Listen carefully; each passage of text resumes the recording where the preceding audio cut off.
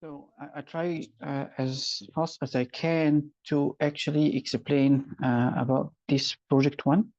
Um, I don't need to really go into details about this biology part. You should be able to read it. But what is important to me that the DNA is made of four chemical bases, and we don't care about the name here, but we care about this A, C, G, and T, because this we will check every time we pass an input to a function. We need to make sure that the input is either one of these four or even a combination of these four together.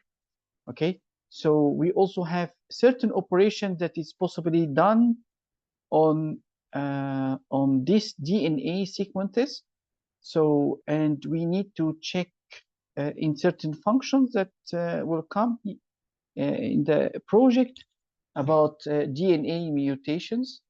And so sometimes a base of this four is actually replaced or changed. So sometimes you need to check that between an input and a target, and you need to compare between them if they are the same or not. So that will also come into details later. I will explain that when we're dealing with the function. So at the end, this is programming, but they are dealing with DNA. So this A maybe is here, maybe we have C and G, and maybe we have T. So we have to check the input is similar to the target. And so we have to compare one by one, check there is an A here and there's also an A here. So if you see that you are expecting a T and then it is changed to A in the target, so maybe yes. So this means that a substitution already happened in here. So we need to sometimes in certain functions to report that. So if you see, for example, A here, and then you look here, you see nothing. So this means that a deletion is happened on the target strand. Sometimes you see that the count here is different from the count here. And you find that, it's increased by one. So it means that the base, you have an input, and when you compare it to the target strand, we call that strand. So you find that, it's increased by one. So we say that this is an insertion. I know that it looks like it's blurred, but we go little by little for every function, and then we see the details. So when we talk about programming, that is slightly not as difficult as the biology that it is explained above. So we have almost like 9 functions that we need to deal with. So we need to, the first function should check whether the DNA strands are composed of valid bases. So a valid base is this 3. Also, there's 4 that is mentioned here. It is either A or T or C or G. So we need to check that our input is either one of these 4. Okay, so the first function is actually the one that check if the base, if what we are passing here is a correct base or not. So this function take only a single character at a time and return a boolean that is true or false.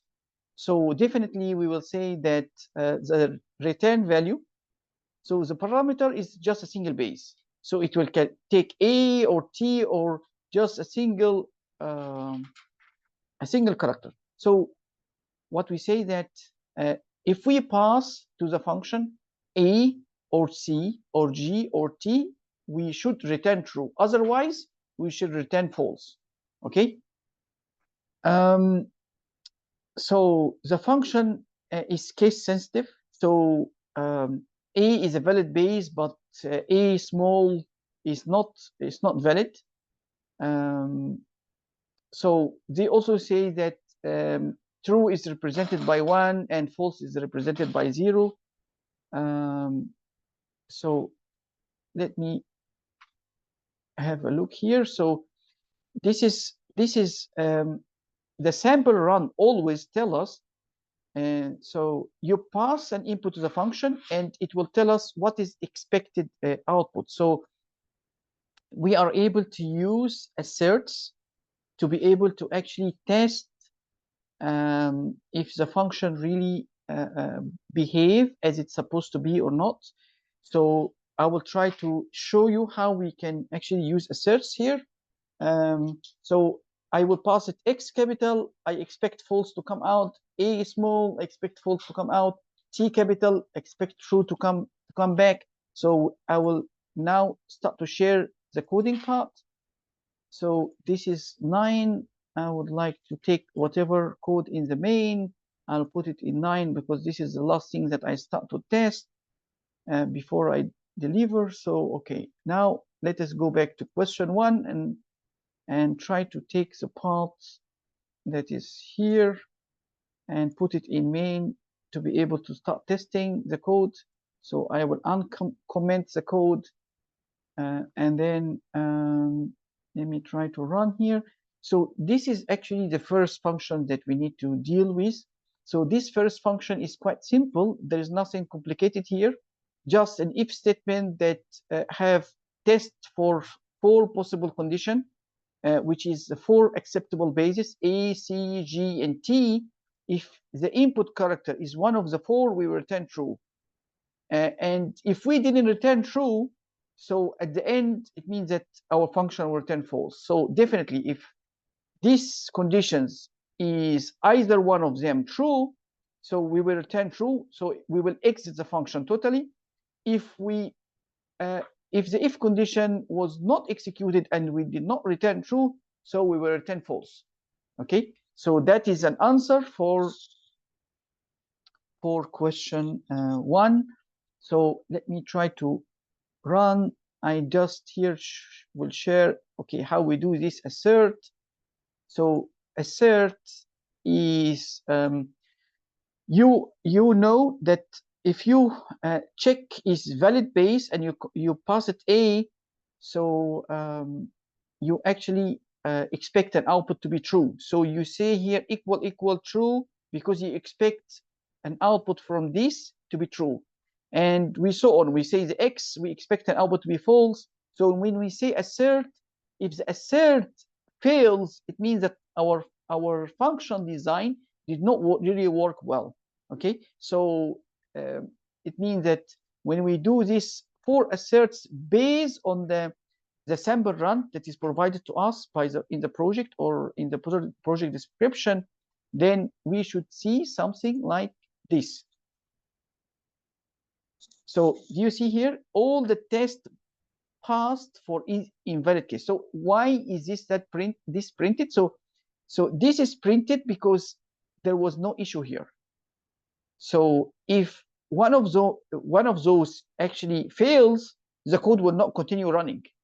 So we will never see that.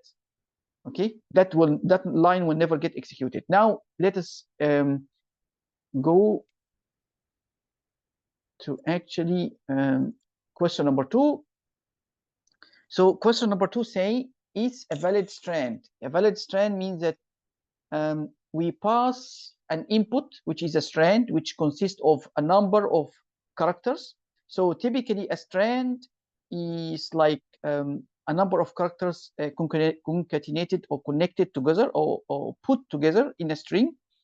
And then we would like to actually check if the whole strand is actually valid or not.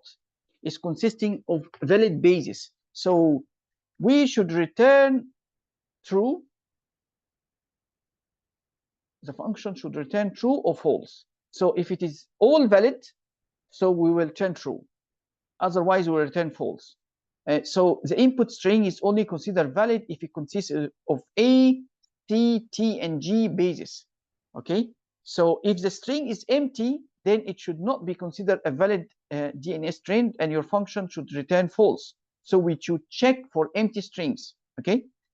And we should make use of isValidBase, which is the function that we created in question 1.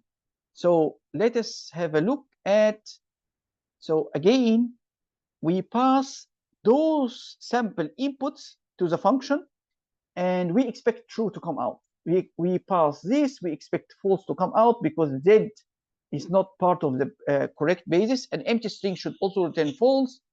A, T, C, and G is correct basis, so we should return true. So now let us have a look.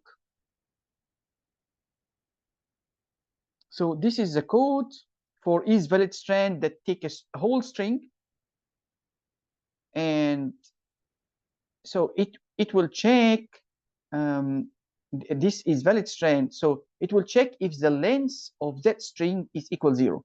If it is equal 0, it means that it's an empty string, so we should always return false and we should not continue.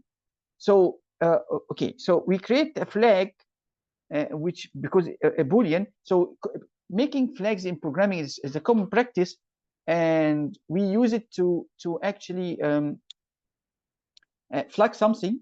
Okay, so any character that we find in the middle of the strand that does not really match one of the correct bases means that the whole strand is actually not valid.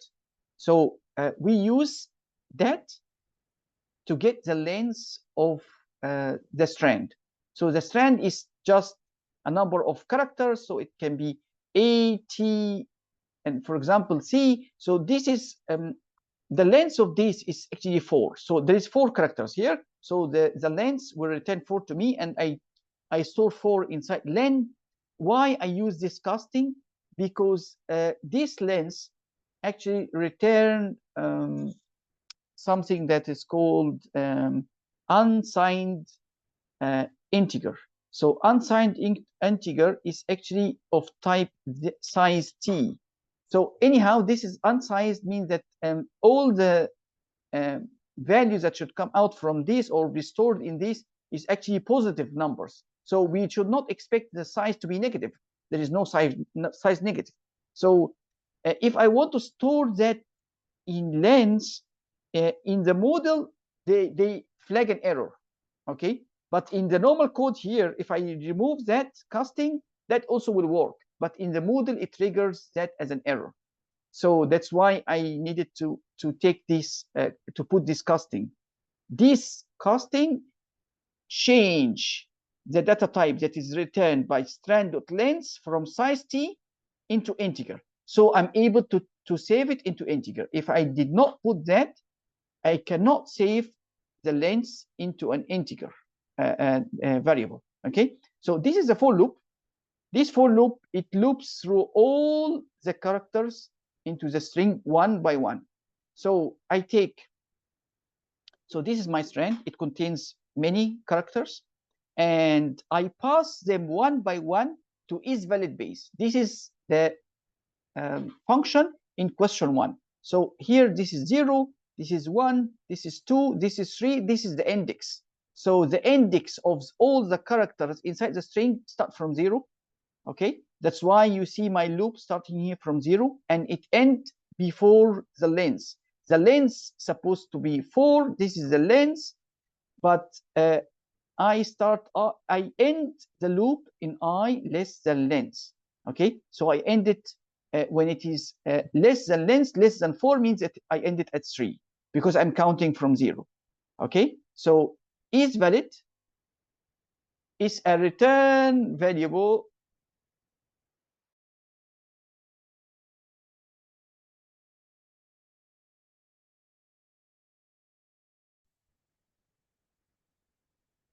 Okay, so I stopped here.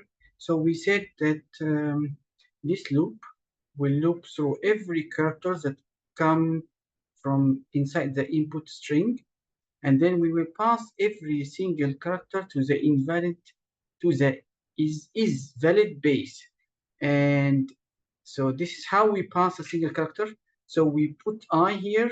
So if I equals 0, it means that the strand, this is the string for the strand, and then we take the first character by putting here index as 0. So it means that if this is sample input that we pass here to the function, So it means that by putting 0 here, I'm going to take the T.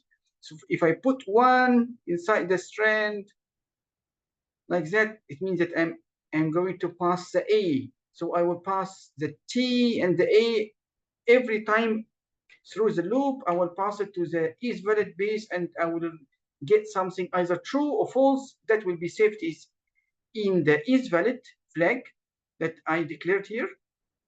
And if the is valid not equal true, I will exit the loop.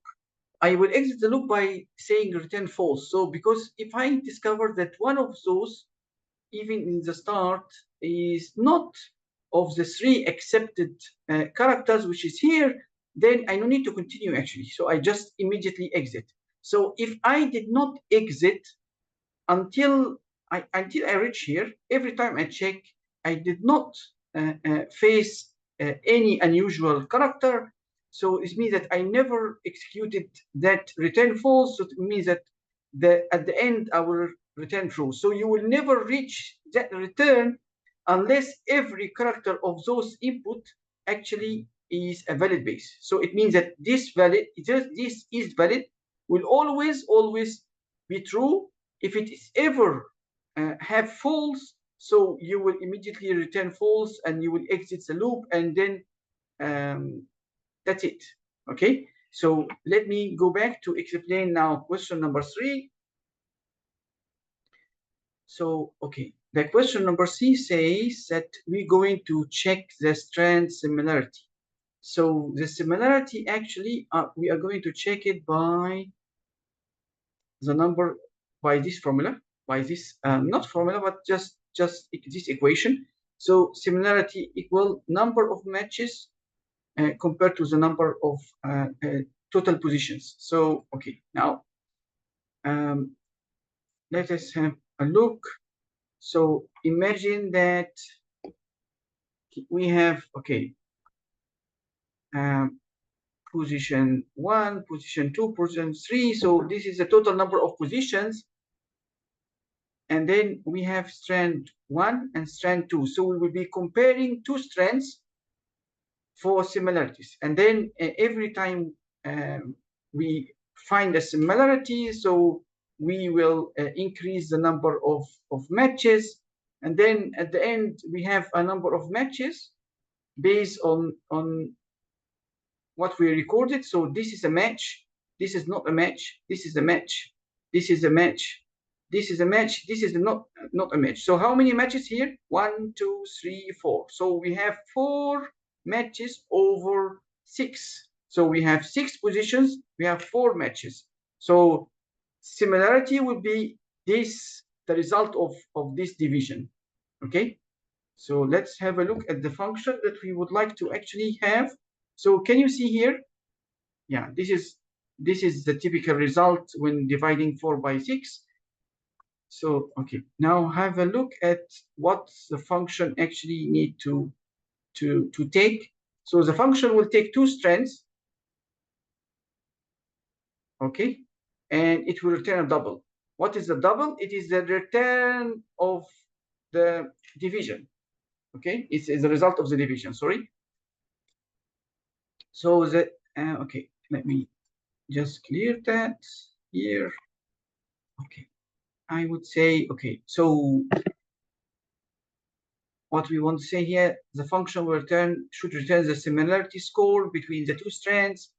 The parameter should be 2 strings of equal length. So it means that we really need to check that the 2 strands, strand 1 and strand 2, have equal length. If they are not equal, then we return 0. And so we should also here assume that the input strands will be always valid. So we don't need to check for we don't need to check the input for validity. Okay. So now have a look here. So this is a sample run. It means that, okay, if we check A, G, G, and T, we find that maybe only quarter of them is matching. So we only have this G and G is matching. Other than that, all of them is different. So this results of dividing 1 by 4. The total number of positions or characters inside the strand is 4. So we put here 4, and the number of matches. So only G and G is matching. So we put only 1. Okay, so we return 0.25. Okay, if we see that this strand is not equal this strand, so we return 0. So if total match, you find ourselves returning 1, as you can see here. This is total match. Okay, so let us have a look at the function.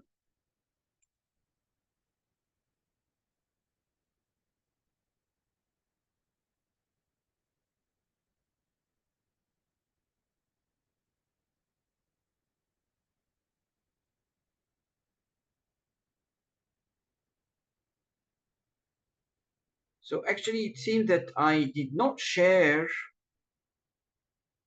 I was explaining. So let me just fast explain about this this strand similarity, because it seems that I did not change. I did not share the screen. So maybe you are not. I explained yes, but you did not see my screen. So let me just summarize that very fast here. So just now I was explaining about this strand similarity. So we will be having 2 strands like that, and this is the total positions that we said. And here a match, here is not a match, here is a match. So we're comparing 2 strands, character by character, C and C matching, A and E matching. Here is not matching. So the total number of matches 1, 2, 3, 4. 4 matches out of 6 positions. Okay, so that result in this number. So like I said, let's go fast here. So let us focus here. We are getting a double from that function. We are passing 2 inputs, and the 2 inputs must be having equal lengths. If they are not equal, we should return 0.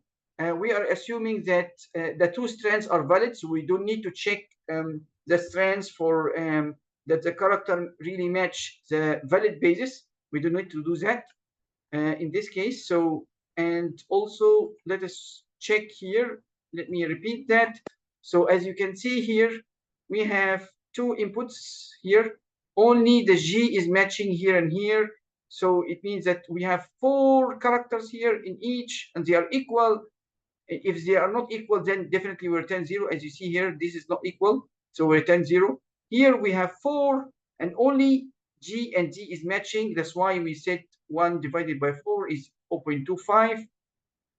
If both of them match, so we will return actually 1. Both of them have 4 characters, and the exactly C and C, C and C, T and T, T and T matching. So it means that all of them match each other. So if we divide 4 by 4, it's equal 1. So okay, and then I would say, let me go back to the coding, and I will try to open the coding here. So what I will do is I will go to copy the code for 3, and then I will uncomment that. Okay, so this is the function that returns the double. And then I believe, so this is the 2 strands, and I will use the assert as usual to test. So I'm testing the equality of the lengths of both strands.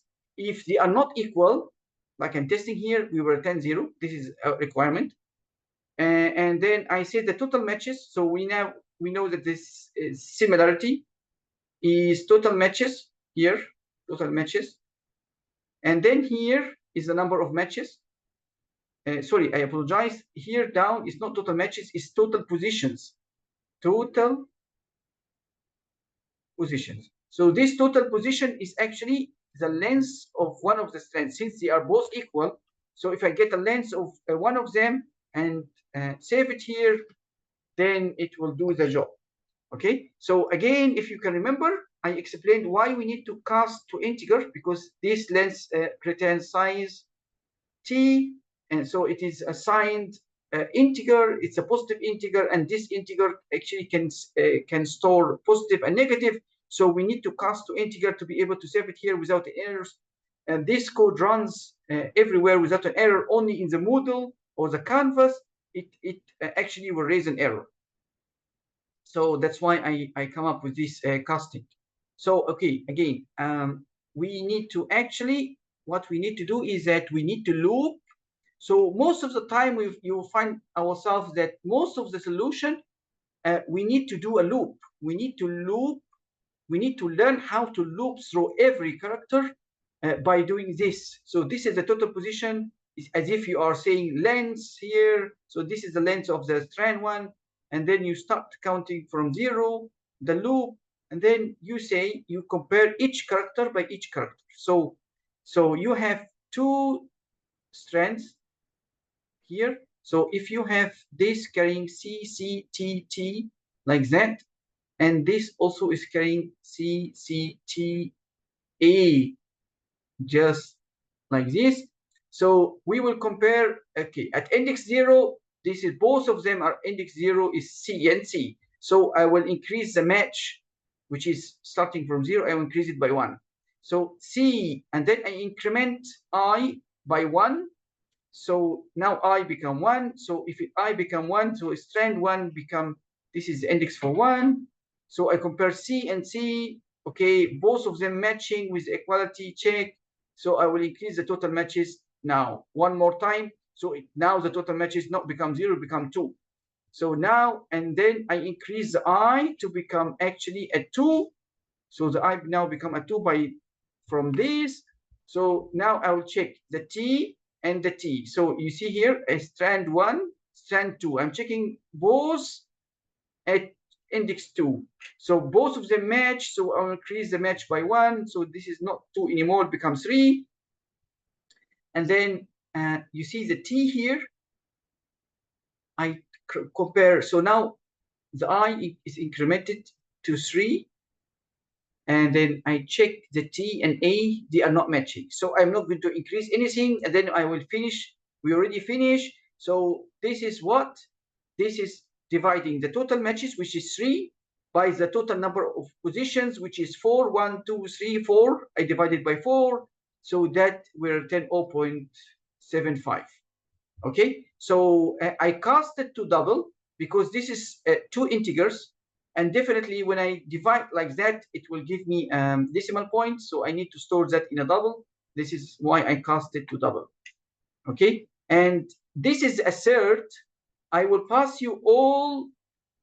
I will pass you the link actually, and you are able to check and test all the codes here as much as you want.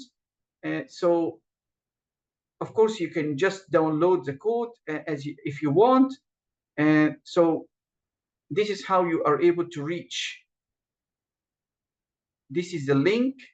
If we use, then you are able to reach the repo that contain all the files. So everything that is for project 1, here is the file name for project 1, for question 1 and question 2. Project 1, question 3, which is the one that I'm explaining at the moment. And I'm doing here assertion. So I pass it something and input 2 strands. And then I test if the result is 0.25. So how I reach that assert or how I reach that is from the sample run. I get the sample run, it gives me 2 inputs, and then I check if the output really match what the sample run gave to me. By giving these strands, if I run, then it will actually, so it will tell me all tests passed because there is no error. So if I change here like that, so you see here, then I will see an error. So it will just stop here. It will not continue. It's telling me that on line 28, there is an error. So this is line 28. This is an error. Okay. So it failed because I changed it. It's supposed to be like that. I changed it to 2, so it doesn't work. Now I changed it back. It works now. So that's all at the moment. I'll try my best to record other videos explanations, but you have to tell me if you really benefited from that or not. I will upload it to the YouTube channel, and then I give you a link, and that is unlisted, so it's only you are able to reach that link.